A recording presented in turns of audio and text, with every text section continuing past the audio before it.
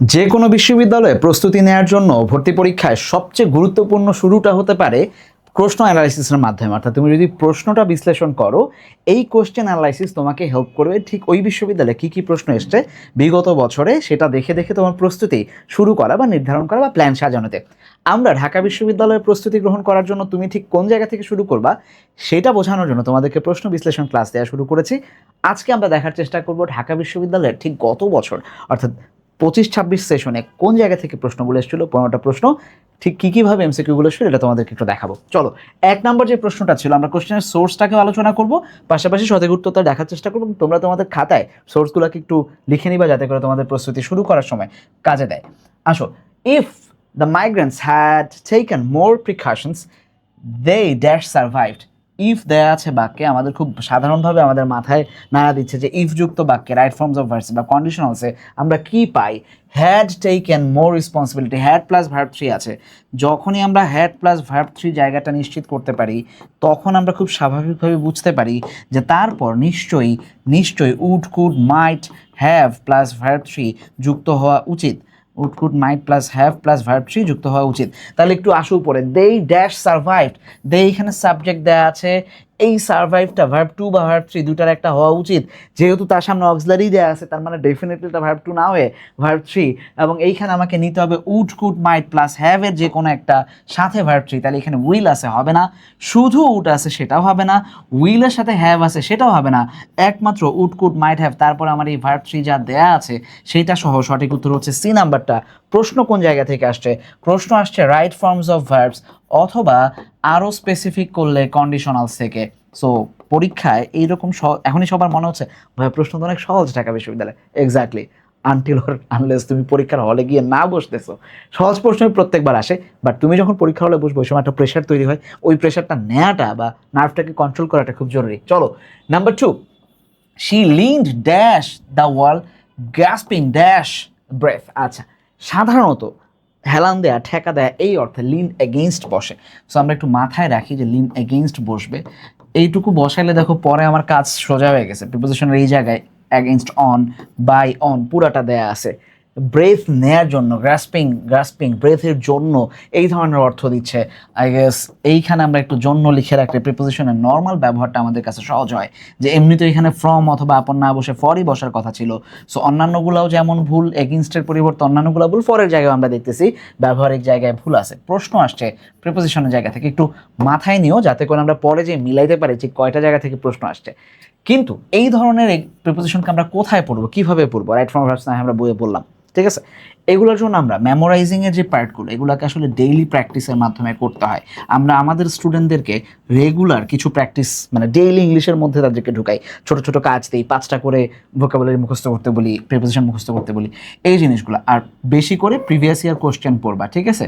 Previous year question পড়বা, পাশাপাশি চেষ্টা করবা টেক্সট বই থেকে যা আছে, যত ব্যবহার আছে সেগুলোকে পড়ে ফেলতে। মজার ব্যাপার দেখো, এই যে এক্স্যাক্টলি যে লিন এগেইনস্ট এটার ব্যবহার আমরা ঠিক কোনভাবে পাবো?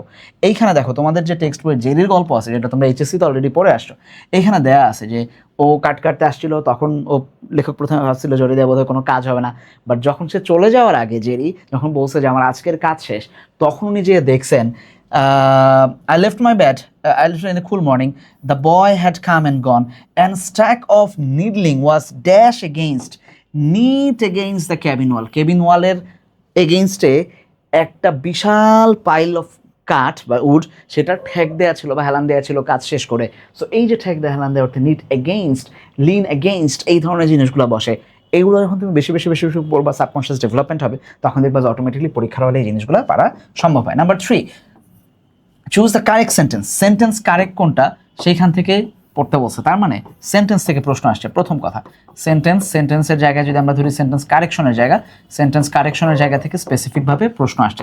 সো সেন্টেন্সের আইডিয়া ঠিকঠাক না থাকলে কারেকশন আমরা এমনিতেও করতে পারবো না। সো মূল ব্যাপার হচ্ছে সেন্টেন্স থেকেই প্রশ্ন আসছে। তাহলে আসো 4টা বাক্যকে আগে আমরা পড়ি। যদি forbade him to go, verb 2 আছে, একটা ফাইনাইট ভার্ব, ঠিক আছে? Finite verb 2, okay. The driver dead from, আচ্ছা ডেড মানে হয় ডাইড প্যাসিভ অ্যাক্টিভ হয়ে গেলে অথবা ওয়াজ ডেড, যে কোনো একটা হওয়ার কথা ছিল। শুধু ডেড ভার্ব 2টা মিলতেছে না, এটা খুন করে ফেলছে বা এরকম অর্থে এটাও যাচ্ছে না, তাহলে এটা নন ফাইনাইট ভার্ব কিছুই হয় নাই। অ্যামল ইজ স্লিপিং, সব ঠিক আছে। স্লিপিং এর পরে যে ডিউরিং কথাটা যখন আসছে, একটা নির্দিষ্ট সময় দিয়ে ডিউরিং যদি বসে, তাহলে আমরা দেখব এটা না বসে বরং পারফেক্ট কন্টিনিউয়াস টেন্সে এটা হচ্ছে হ্যাভ বা হ্যাজ, এখানে কি আছে, হ্যাজ বিন হওয়ার কথা ছিল এবং এখানে সিন্স হওয়ার কথা ছিল, তাহলে এটাও ভুল। আচ্ছা, বা ফর 2 আওয়ার্স, যেহেতু ইয়ে আছে এটা ফর বসার কথা ছিল, ফর 2 আওয়ার্স। আচ্ছা, তাহলে এটাও ভুল। তারপর আসো দ্য হ্যান হ্যাজ লেট। এই যে কনফিউজিং ভার্বের জায়গাগুলো থেকে তোমাদেরকে আমরা বেশি বেশি করে মানে কনফিউজিং ভার্বগুলো একটু পড়তে বলি, বা কয়েকটা যে পড়াই সেগুলো থেকে বারবার প্রশ্ন আসে। দেখো, প্রশ্ন কনফিউজিং ভার্ব থেকে হয় নাই, কিন্তু কনফিউজিং ভার্বের একটা অংশ এটার মধ্যে ঢুকাই দিয়ে সেন্টেন্সের কারেকশন থেকে প্রশ্ন দিছে। এই যে ডিম পাড়া অর্থে আমরা দেখবো যে ফ্রোজেন এগস, দ্য হ্যান হ্যাজ লেট, ডজেন এগস, এই জায়গায় ডিম পাড়া অর্থে আমরা দেখবো লেট বসে, লেইন না হয়ে, লেন মানে শোয়ান্ত অবস্থায় এরকম বোঝায়।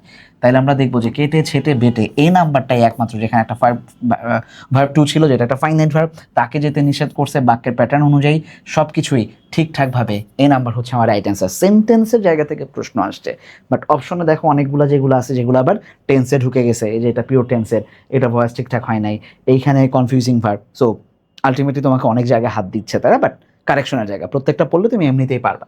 আসো নাম্বার 4, দ্য অ্যান্টোনিম অফ ইমপ্রুডেন্ট। খুব ভালো করে আমরা সবসময় বলি যে প্রশ্ন 2বার পড়বা, হ্যাঁ প্রশ্নটা 2বার পড়বা, যে সিনোনিম দিছে না অ্যান্টোনিম দিছে। অ্যান্টোনিম দিছে, ইমপ্রুডেন্ট শব্দের অর্থ কি সেইটার ঠিক অপোজিটটা আমাকে ধরতে হবে। 4টা অপশন দেয়া আছে, ইনজুডিসিয়াস, হেজিটেন্ট, ওয়াইজ, রেকলেস।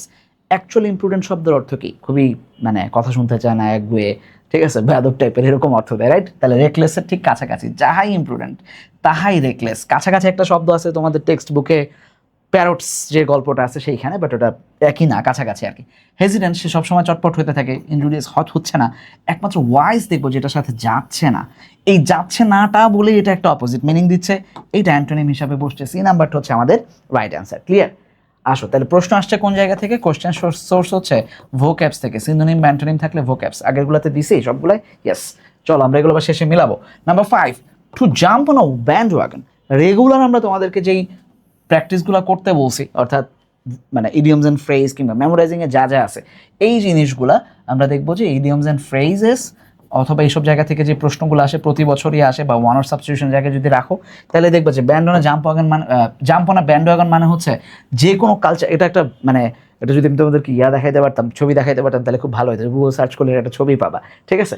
দেখো 4টা অপশন দেওয়া আছে, miss an opportunity, join something popular, return to earlier time, become financially solvent. এটা এই ব্যান্ড ওয়াগনে জাম্প করা মানে তখন যখন ইংল্যান্ডে এগুলো শুরু হলো পপ কালচারে, ঠিক আগে আগে একদম অনেক আগে 1700-1800 দিকে, তখন তারা একটা ওয়াগন নিয়ে বেরোইতো, গানা বাজনা চলতেছে, তোমরা এগুলো দেখবা যে বিভিন্ন মুভি টুভিতে মানে ট্রাকে, আমাদের বাংলাদেশে এখন চলে, দেখবা যে ইউনিলিভার বা অন্যান্য যখন প্রমোশন আসে, বিশ্বকাপে যখন খেলা টেলা চলে, তখন তারা কি করে, তারা তাদের মতো করে কিছু প্রমোশনাল ইয়া করার জন্য সাউন্ড বক্স দিয়ে একটা পিক আপ পাঠায় দেয়, ব্যাপক গানা গানা হয়।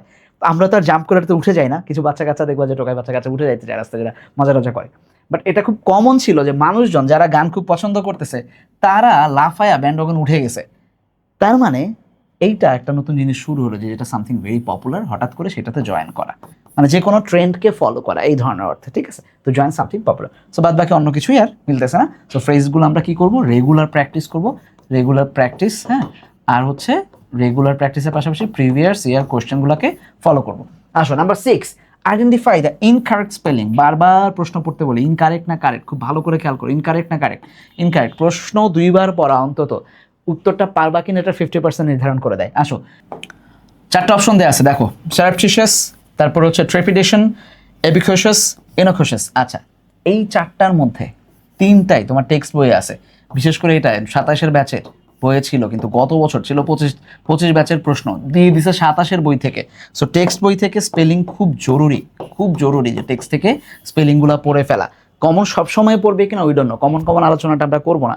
সারপ্টিশিয়াস মানে হচ্ছে খুবই, এই যেখানে ডাবল আর বসবে, সারপ্টিশিয়াস মানে হচ্ছে সারপ্টিশিয়াস মানে একদম গুপ্ত হামলা টাইপ, বা ঘাতক থেকে ঘাতক না কি বলে এটাকে, মানে চোরাগুপ্তা হামলা, যেটা এটা ওই যে 26-এর ব্যাচেও ছিল, 26-এ তোমাদের ছিল, জুলাইয়ের রেভলিউশন নিয়ে একটা আসছে, যেটা তোমাদের আছে কিনা নট শিওর, আছে বোধহয়, বা 27-এর আছে ডেফিনেটলি, সেই জায়গা থেকেও সেই প্রশ্নটা আসছে। সারপ্টিশিয়াস হামলা চালাইছিল জুলাই, এই জিনিসগুলো থেকে এই প্রশ্নটা আসছিল। Number 7, স্ট্রে dogs dash themselves scraps. আচ্ছা, তারা কারা? স্ট্রে ডগরা, রাস্তার কুকুর যারা, তারা খেয়ে থাকে বা নিজেদের খাওয়ায়, এই অর্থে। Feeding normally verb on ING বসলে এটা একটা ফাইনাইট ভার্ব দরকার, কারণ পরে আমরা অবজেক্ট দেখতে পাচ্ছি। Fed, feed, normally verb two এর এখানে কোনো অপশন নেই, রেগুলার কথা হয়, সো অ্যাকচুয়ালি ফিড বসবে, দুইটা আছে। আচ্ছা, তাদের নিজেদেরকে খাওয়াই অর্থে ফিড অন বসে, হ্যাঁ, ফিডের সাথে অন বসে, খেয়ে বেঁচে থাকা অর্থে ফিড অন বসে। তাহলে আসো অপশন 4টার মধ্যে কেটে ছেটে পেটে আমরা দেখবো এখানে 2 আছে, হচ্ছে না সি নাম্বারটা। তাহলে এই জায়গাগুলোকে আমরা কোন কোন জায়গা থেকে ধরবো? মেমোরাইজিংয়ের জায়গা থেকে ধরবো, ঠিক আছে। মেমোরাইজিংয়ের পার্টগুলো, সেটা প্রিপোজিশন হোক কিংবা ভার্বাল ফ্রেজাল ভার্ব হোক, যাই থাকুক সবগুলোকে ইডিয়মস অ্যান্ড ফ্রেজ হোক মেমোরাইজিংয়ের জায়গায় ঠেলে দিবা, ঠিক আছে। সেগুলোকে রেগুলার প্র্যাকটিস করার মাধ্যমে আগাবা। Number 8, the players along with the coach, players along with the coach, দাগ দাও অ্যালং উইথকে, আমরা বলছিলাম অ্যালং উইথ, ইনক্লুডিং, এই ধরনের ওয়ার্ড যখন আমরা পাবো, ইনক্লুডিং, অ্যালং উইথ, তারপর হচ্ছে অল টুগেদার, হ্যাঁ, অল টুগেদার, এই ধরনের ওয়ার্ড যখন পাবো, অ্যাজ ওয়েল এজ, এই শব্দগুলো যখন আমরা পাবো, তারপরে আমরা দেখবো সাধারণত দুইটা ভার্ব থাকে, রাইট। এই পাশে একটা ভার্ব, এইখানে সাবজেক্ট দুইটা থাকে, এইখানে একটা সাবজেক্ট 1, এইখানে আরেকটা সাবজেক্ট বসার কথা। এই যে অ্যালং উইথ দ্য কোচ, এটা হচ্ছে সাবজেক্ট 2, এবং এরা সব সময় পরে যে ভার্বটা থাকবে, এই ভার্ব ভদ্রলোক অলওয়েজ ফলো কাকে করবে? এই সাবজেক্ট 1কে, হি অর শি, মানে এই ভদ্রলোক never follows this second subject, ঠিক আছে। তাহলে অলওয়েজ এটা যদি প্লুরাল হয়, এবার আসো সাবজেক্ট ভার্ব এগ্রিমেন্টের নিয়মে প্রশ্ন আসছে, সাবজেক্ট ভার্ব এগ্রিমেন্টের নিয়ম অনুযায়ী, সাবজেক্ট ভার্ব এগ্রিমেন্টের নিয়ম একটাই, subject plural, verb plural, subject singular, verb singular, ঠিক আছে। একটা নিয়ম, সাবজেক্ট ভার্ব এগ্রিমেন্টের পুরো আলোচনা একটাই নিয়ম। 50-60টা নিয়ম আমরা পড়াই বটে, উদাহরণ পড়াই, বাট নিয়ম একটাই, subject singular, verb singular, subject plural, verb plural. তাহলে এইখানে ভদ্রলোক সাবজেক্ট হচ্ছে প্লুরাল, প্লেয়ার্স, তাহলে এইখানে ভার্বটাও বসবে প্লুরাল। তাহলে এখানে আসো, আর রিকোয়ার্ড হইতে পারে, রিকোয়ার্ড সিঙ্গুলার হবে না, ওয়াজ সিঙ্গুলার হবে না, ইজ সিঙ্গুলার হবে না, প্যাসিভ হইছে না হইছে we don't care, subject verb থেকে আসছে, এইখানে আর প্লুরাল ভার্ব, তার সাথে রিকোয়ার্ড প্যাসিভ হইছে, আলটিমেটলি এটাই হচ্ছে আমাদের right answer, subject verb agreement থেকে প্রশ্ন আসছে, ঠিক আছে। Number 9, a person who helps, যে হেল্প করে থ্রু চ্যারিটেবল কজেস, এই ধরনের ইয়াগুলাকে আমরা বলি ওয়ান ওয়ার্ড সাবস্টিটিউশন। আমরা একটা ক্লাস নেই আলাদা, ওয়ান ওয়ার্ড সাবস্টিটিউশনের উপরে আলাদা একটা ক্লাস থাকে, ঢাকা বিশ্ববিদ্যালয় অনেক বছর পরে এই টাইপ বা এগুলোকে তুমি মিনিং বেসড ভোকাবও বলতে পারো, যে আমাকে মিনিং দিয়ে দিছে, অ্যাকচুয়ালি সিনোনিমই দিছে, বাট মিনিং বেসড ভোকাবুলারি, ঠিক আছে, মিনিং বেসড ভোক্যাবস, অথবা এগুলোকে আমরা ডাকবো হচ্ছে ওয়ান ওয়ার্ড সাবস্টিটিউশন, আলাদা একটা ক্লাস থাকে আমাদের। সো আমরা এটাকে সিরিয়াসলি নিই এবং ফলাফল আমরা পাচ্ছি আলহামদুলিল্লাহ। যে চ্যারিটেবল কাজ যে সব সময় করে, অপটিমিস্ট সে না, সে আশাবাদী না, মিসানথ্রোপিস্ট সে তাও না, আইডিয়ালিস্ট তাও না, ফিলান্থ্রোপিস্ট মানে হচ্ছে এক্স্যাক্টলি এই মিনিংটা। তাহলে ওয়ার্ডের যে মিনিং, যাকে একটা শব্দ দিয়ে সাবস্টিটিউট করা যায়, মানে এক কথায় প্রকাশ করা যায়, বা তার মিনিং বেসড যে ভোকাবসগুলোকে আমরা জানি, সেই ভিত্তিতে আমরা দেখবো যে এটা হচ্ছে ফিলান্থ্রোপিস্ট বসতেছে। তাহলে আশাবাদী, মানে ভবিষ্যৎবাদী, এইসব ভোগবাদী কোনো কিছুর মধ্যে সে যাচ্ছে না, সে হচ্ছে উপকারী, পরোপকারী। Number 10, the water was salty, I could not drink. আচ্ছা খেয়াল করো, আই কুড নট ড্রিঙ্ক একটা finite verb, the water was salty আর একটা ফাইনাইট ভার্ব।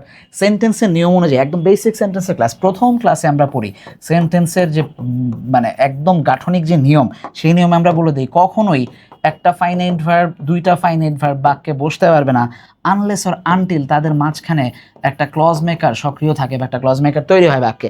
তাহলে খেয়াল করো, এইখানে ফাইনাইট ভার্ব বসে নাই, তাহলে আমার এখানে একটা ক্লজ মেকার ডেফিনেটলি বসতে হবে। আসো অর্থও দেখে এবার, ওয়াটার, আমি পানিটা পান করতে পারি নাই কেন? কারণ জানতে যাচ্ছে নিশ্চয়ই, তাহলে কারণ জানা মানে হচ্ছে কারণে, ওয়াটার সল্টি ছিল এই কারণে, তাহলে হ্যান্স বসতেছে না, অ্যাজ এ কনসিকুয়েন্সও বসতেছে না, অ্যাজ এ কনসিকুয়েন্স ওই পাশে বসতে পারতো, ঠিক আছে। যে এইখানে I could not drink the water was salty, as a consequence I could not drink. আচ্ছা এবার আসো, থাকে দুইটা, সিন্স থাকে, অলদো থাকে। অলদো দেয় বিপরীত অর্থ, বৃষ্টি হয়েছে এরপর আমরা বাইরে গেছি, যদিও বৃষ্টি হয়েছে তারপর আমরা বাইরে গেছি, যদিও পানি সল্টি ছিল তবুও আমি খাইছি, কিন্তু আমি এটা বলে নাই বাক্য বলছে আমি খাইতে পারি নাই, কারণ এই কারণটা বর্ণনা করলে সিন্স বসে বা অ্যাজ বসে, সিন্স থাকতে পারে, অ্যাজ থাকতে পারে, এই দুইটা স্পেসিফিকলি কারণ বর্ণনা করে। যেহেতু পানি কারণ ছিল এই জন্য যায়নি। আর অলদো দেয় যদিও অর্থ দেয় কমপ্লেক্স সেন্টেন্স, দুটাই পুরোটাই একটা কমপ্লেক্স সেন্টেন্স হয়, সেটার হিসাব আলাদা দিলাম। এই কমপ্লেক্স সেন্টেন্সের জায়গায় কমপ্লেক্স এবং কম্পাউন্ড এই দুইটা বসে, যে দুইটা ফাইনাইট ভার্বের মাঝখানে একটা করে ক্লজ মেকার অলওয়েজ বসবে, ঠিক আছে। সো সেন্টেন্স থেকে প্রশ্ন আসছে। Number 11, had I been there dash I dash him. একটু আগে না প্রশ্ন আসলে এই ধরনের জায়গা থেকে, আমরা বলছিলাম যে ইফ যুক্ত বাক্যে এক পাশে যদি ভার্ব ওয়ান থাকে, এই পাশে যদি ভার্ব ওয়ান থাকে তাহলে এই পাশে উইল প্লাস ভার্ব ওয়ান বসে, এই পাশে যদি ভার্ব টু থাকে তাহলে আমরা কি করি, এক পাশে ভার্ব টু থাকলে এই পাশে উড করে দেই উইলকে, তারপরে আবার সেই ভার্ব ওয়ানই রাখি। কিন্তু এই পাশে যদি আমরা দেখি যে হ্যাড প্লাস ভার্ব থ্রি থাকে, তাইলে আমরা এইখানে would could plus might plus have plus verb three এটা বসাই, রাইট? আচ্ছা, মজার ব্যাপার হচ্ছে এটা সম্পর্কে একটা প্রশ্ন অলরেডি আজকে চলে আসছে, এইটুকু জায়গা থেকে একটা প্রশ্ন চলে আসছে। এইটা যখন আমরা করি আমরা দেখি যে ইফ না থাকলেও এই ভদ্রলোক একই স্টাইলে ইফ ছাড়াই সে আগাইতে পারে। সে নিজেই হ্যাড আগে বসে ইনভার্সন করে হ্যাড আই বিং দেয়ার, যদি আমি সেখানে থাকতাম আই ড্যাশ হিম, কিন্তু নিয়ম এটাই বসবো, এই would could might have plus verb three বসবে।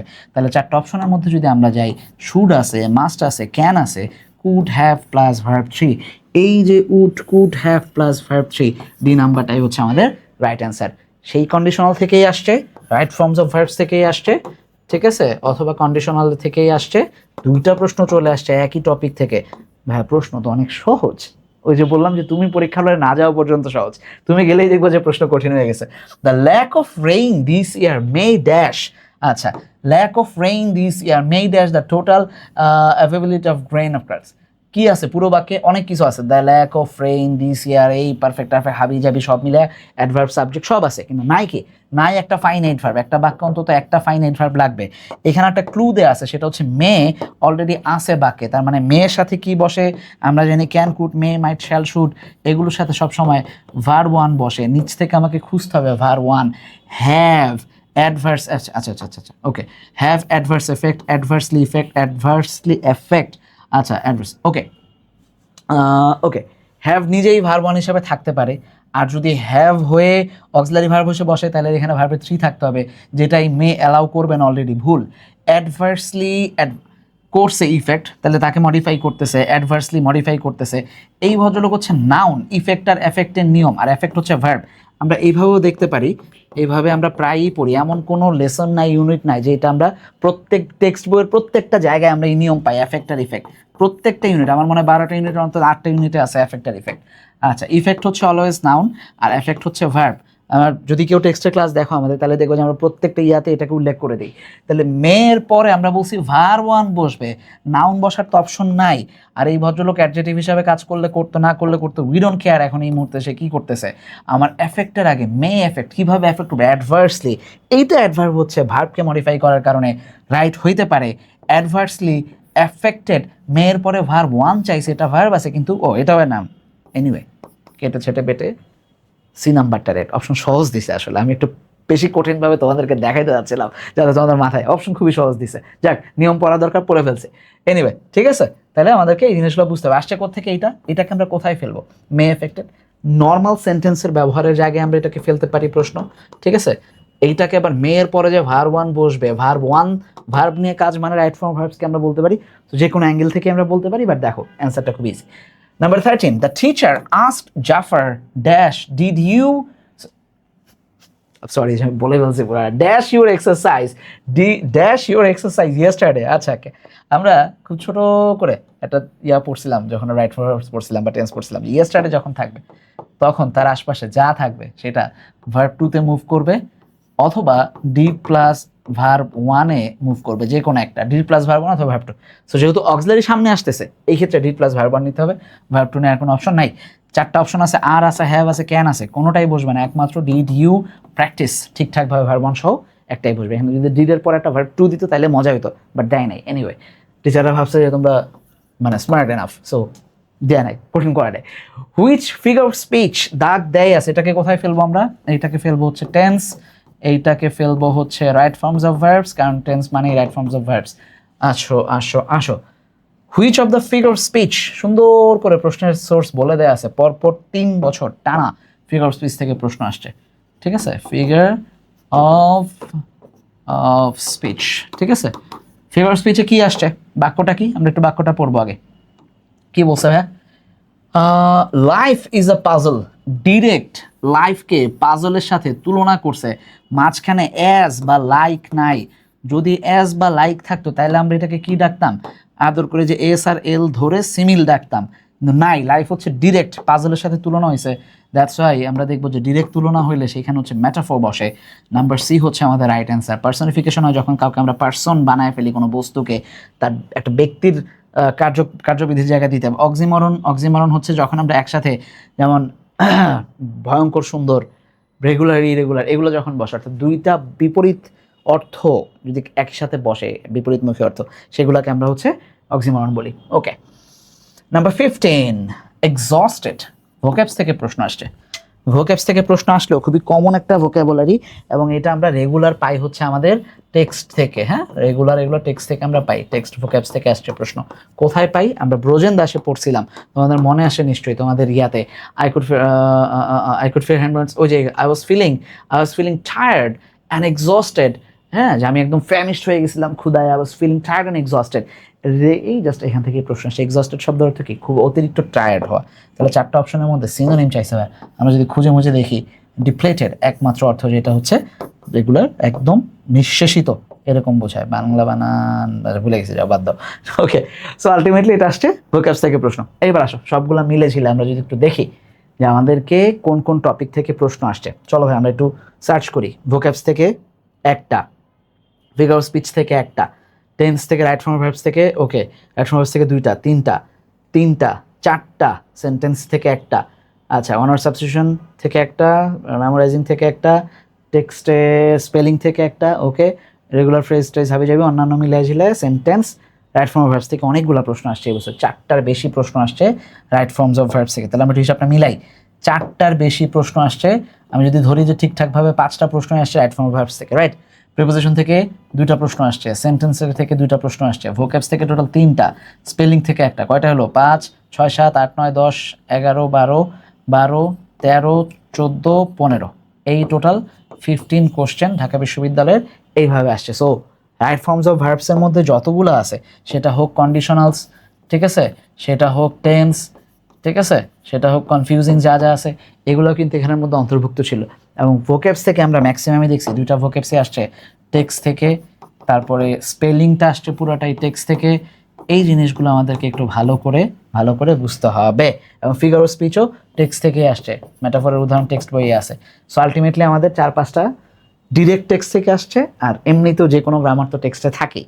সো আমাদেরকে এই টপিকগুলো আমরা যে প্রত্যেক বছরই তোমাদেরকে কোন কোন প্রশ্ন আসছে এগুলো দেখানোর চেষ্টা করবো যে ওই জায়গাগুলোকে নোট করে এখন থেকে নিজের প্রিপারেশনটা শুরু করে ফেলতে।